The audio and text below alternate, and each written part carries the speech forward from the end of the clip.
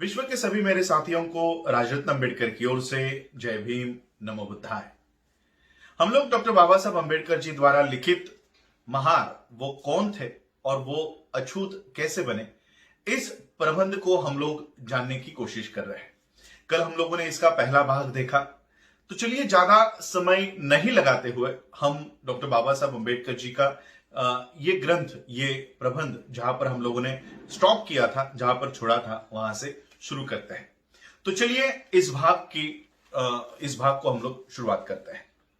Doctor बाबा साहब अम्बेडकर जी लिखते हैं, दूसरा कारण जो मुझे श्री विल्सन के दृष्टिकोण को अस्वीकार करने की ओर ले जाता है वो उन कुल देवताओं से उत्पन्न होने वाले विचारों पर आधारित है जो किसी व्यक्ति को महार समुदाय में मिलते हो।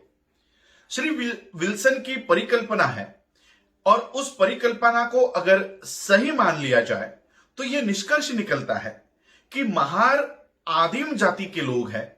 महार एबोरिजिनल, आदिवासी, मूल निवासी जाति के लोग हैं जो महाराष्ट्र नामक देश में आर्यों के आगमन से भी पहले यहां पर निवास किया करते थे।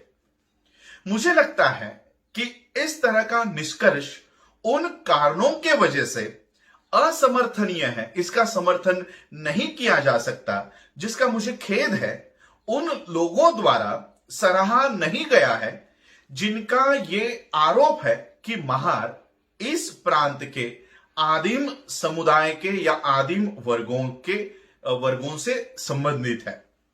मैं अपने विचारों के समर्थन में, ये डॉक्टर बाबा साहब अम्बेडकर लिख रहे हैं कि मैं अपने विचारों के समर्थन में एक उल्लेखनीय तथ्य की ओर इशारा करना चाहता हूं, और वो यह है कि जहां महार नहीं है वहां मराठा भी नहीं है, और जहां जहां महार है वहां वहां मराठा भी है।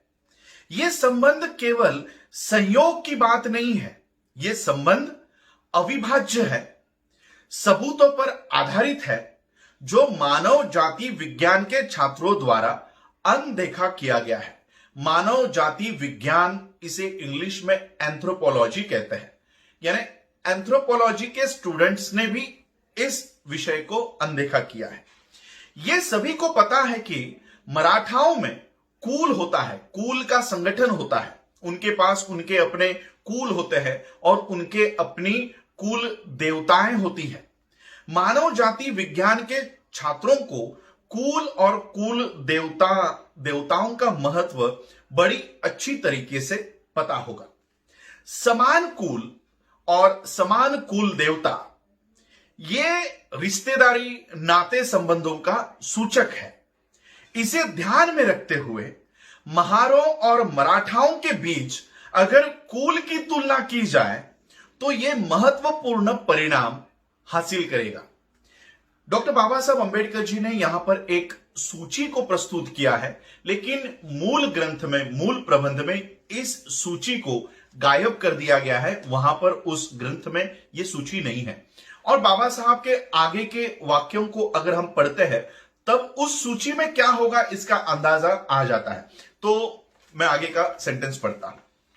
डॉक्टर बाबा साहब अम्बेडकर सूची प्रस्तुत करने के बाद लिखते हैं, हालांकि वो सूची बुक में कहीं नहीं है, इस सूची पर एक नजर डाल के देखे तो यह पता चल जाएगा कि महारों के बीच ऐसा कोई कुल नहीं है जो मराठाओं में मौजूद ना हो, जो मराठाओं के बीच मौजूद ना हो, और मराठाओं में ऐसा कोई कुल नहीं है जो महारों में नहीं पाया जाता हो।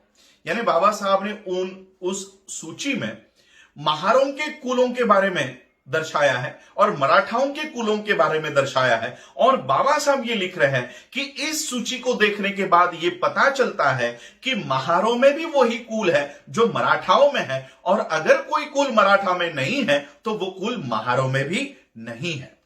अगर मानव जाति विज्ञान के इस प्रस्ताव पर भरोसा किया जाए तो इस बात का समर्थन ये प्रस्ताव इस बात का समर्थन करता है कि समान कुल, अगर इस बात का समर्थन किया जाए कि समान कुल रिश्तेदारी का सूचक है, नाते संबंधों का सूचक है, तो महार और मराठा अपने आप में ये सगे संबंधी है, ये रिश्तेदार है और ये सगे संबंधी समुदाय का निर्माण करते हैं।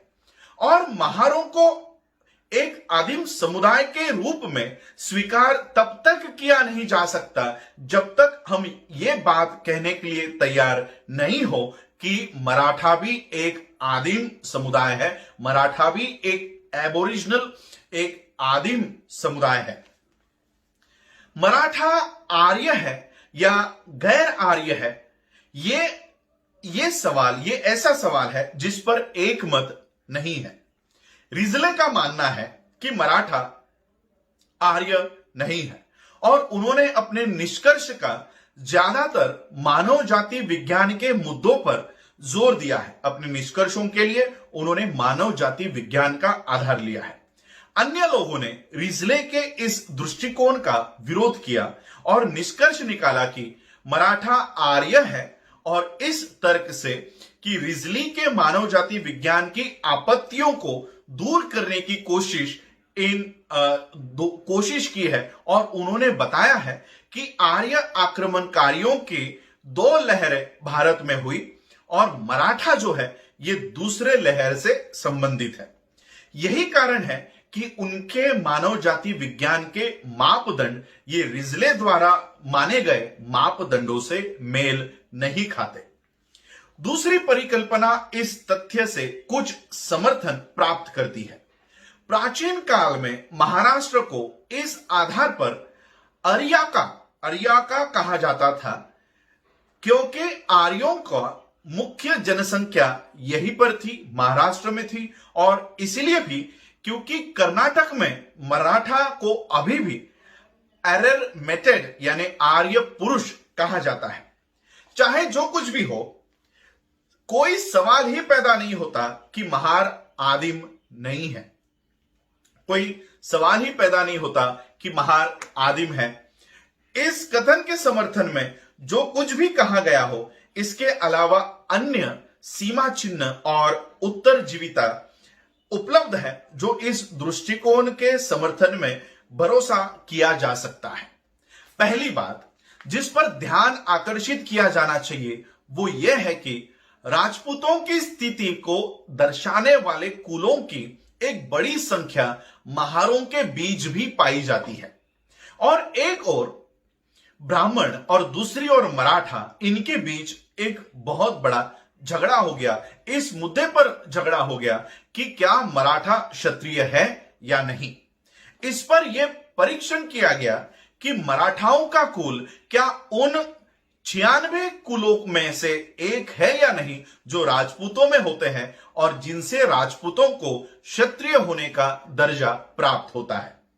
अब यदि यही परीक्षण महारों के लिए लागू कर दिया जाए तो कोई सवाल ही नहीं उठेगा, कोई सवाल ही पैदा नहीं होगा कि महारों का उच्चार मूल रूप से राजपूतों से संबंधित है जो एक क्षत्रिय वर्ग के हैं। यह सुझाव दिया जाता है कि महारों ने हाल ही में राजपूतों के कुलों को अपनाया है। अपने सामाजिक स्तर को सुधारने के लिए उन्होंने उनके कुलों को अपनाया है।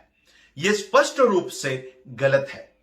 महारों के बीच एक लंबी परंपरा रही है कि वो अपने आप को सोमवंश के कहा करते थे, जो क्षत्रिय के 2 शाखाओं में से एक है।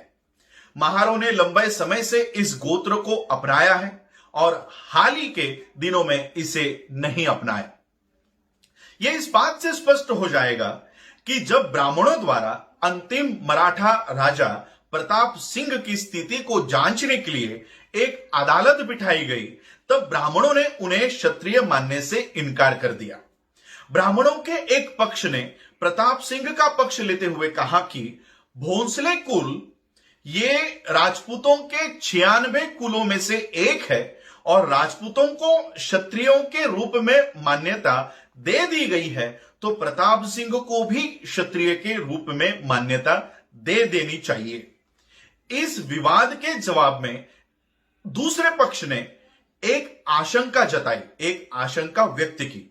उनका तर्क यह था कि अगर इस विवाद को सही माना जाए और प्रताप सिंह को, क्योंकि उनका भोसले कुल राजपूतों के कुलों में से एक है, अगर इस तर्क को सही माना जाए तो सभी महारों को भी क्षत्रिय होने का दर्जा देना होगा, क्योंकि राजपूतों की तरह उनमें भी कुल होते हैं, महारों में भी कुल होते हैं। इस जांच के परीक्षण के अलावा यह सच बना रहता है कि महारों ने जो कोई कुल अपनाए थे वो कोई नई घटना नहीं थी, इसलिए महार आदिम नहीं है, महार आदिवासी नहीं है, महार प्राचीन नहीं है। इस विचार के समर्थन में ये मेरी एक राय है। डॉक्टर बाबा साहब अंबेडकर जी अपनी दूसरी राय रखते हैं, और वो दूसरी राय क्या है ये जानेंगे अगले एपिसोड में। आज आप लोगों ने मुझे सुना, उसके लिए आप सभी लोगों का आभार, धन्यवाद। जय भीम, जय भारत, जय बुद्ध।